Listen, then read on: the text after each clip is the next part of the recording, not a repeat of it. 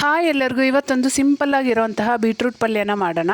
ಇದು ಸಿಂಪಲ್ ಆಗಿದ್ರೂ ಟೇಸ್ಟ್ ಮಾತ್ರ ತುಂಬ ಚೆನ್ನಾಗಿರುತ್ತೆ. ಒಂದ್ಸರಿ ಟ್ರೈ ಮಾಡಿ ನೋಡಿ. ಮೊದಲಿಗೆ ಒಂದು ದೊಡ್ಡ ಬೀಟ್ರೂಟ್ನ ತಗೊಂಡು ಚಾಪರಲ್ಲಿ ಹಾಕಿ ಈ ರೀತಿ ಸಣ್ಣದಾಗಿ ಚಾಪ್ ಮಾಡಿ ಇಟ್ಕೊಂಡಿದ್ದೀನಿ. ನೀವು ಸಣ್ಣದಾಗಿ ಕಟ್ ಮಾಡಿ ಸಹ ಹಾಕೋಬಹುದು. ಹಾಗೆ ಮಿಕ್ಸರ್ ಜಾರ್ಗೆ ಒಂದಿಡಿಯಷ್ಟು ಹಸಿ ಕೊಬ್ಬರಿ, ಹಾಗೆ 1 ಇಂಚ್ ಶುಂಠಿನ ಹಾಕಿ ನೀರೇನು ಹಾಕ್ದಿರ ತರ್ತರಿಯಾಗಿ ರುಬ್ಕೋಬೇಕು. ಸ್ಟವ್ ಮೇಲೆ ಒಂದು ಬಾಣಲಿನ ಇಟ್ಕೊಂಡು ಎಣ್ಣೆ, ಸಾಸಿವೆ, ಜೀರಿಗೆ, ಕರಿಬೇವು, ಹಾಗೆ ಒಂದು ಈರುಳ್ಳಿ ಸಣ್ಣದಾಗಿ ಕಟ್ ಮಾಡಿ ಹಾಕೊಂಡು ಈರುಳ್ಳಿ ಟ್ರಾನ್ಸ್ಪರೆಂಟ್ ಆಗೋವರೆಗೂ ಫ್ರೈ ಮಾಡ್ಕೋಬೇಕು. ಈಗ ನಾವು ಚಾಪ್ ಮಾಡಿ ಇಟ್ಕೊಂಡಿರೋಂಥ ಬೀಟ್ರೂಟ್ನ ಹಾಕಿ ಚೆನ್ನಾಗಿ ಮಿಕ್ಸ್ ಮಾಡಿ ಪ್ಲೇಟ್ ಮುಚ್ಚಿ ಅದನ್ನು ಫ್ರೈ ಮಾಡ್ಕೋಬೇಕು. ಅದರಲ್ಲಿರೋ ನೀರಂಶನೇ ಬಿಟ್ಕೊಂಡು ಅದು ಚೆನ್ನಾಗಿ ಫ್ರೈ ಆಗುತ್ತೆ. ನಾನಿಲ್ಲಿ ಬೀಟ್ರೂಟ್ನ ತುಂಬ ಸಣ್ಣದಾಗಿ ಚಾಪ್ ಮಾಡಿರೋದ್ರಿಂದ ಹಾಗೆ ಫ್ರೈ ಮಾಡ್ಕೊಂಡ್ಬಿಡ್ತಾ ಇದ್ದೀನಿ. ನೀವೇನಾದರೂ ದೊಡ್ಡದಾಗಿ ಕಟ್ ಮಾಡ್ಕೊಂಡಿದ್ರೆ ಸ್ಟೀಮ್ ಮಾಡಿ ಸಹ ಹಾಕ್ಕೋಬೋದು. ಈಗ ಕೊನೆಯಲ್ಲಿ ರುಚಿಗೆ ಬೇಕಾಗಿರೋಷ್ಟು ಅಚ್ಚ ಖಾರದ ಪುಡಿ, ಹಾಗೆ ಗ್ರೈಂಡ್ ಮಾಡಿ ಇಟ್ಕೊಂಡಿರೋಂತಹ ಕೊಬ್ಬರಿ ಪೇಸ್ಟ್ನ ಹಾಕ್ಕೊಂಡು ಇದೆಲ್ಲ ಹಸಿ ವಾಸನೆ ಹೋಗೋವರೆಗೂ ಫ್ರೈ ಮಾಡ್ಕೊಂಡ್ರೆ ಬೀಟ್ರೂಟ್ ಪಲ್ಯ ರೆಡಿ. ಇಷ್ಟ ಆದರೆ ವಿಡಿಯೋಗೊಂದು ಲೈಕ್ ಕೊಡಿರಿ. ಬಾಯ್ ಬಾಯ್.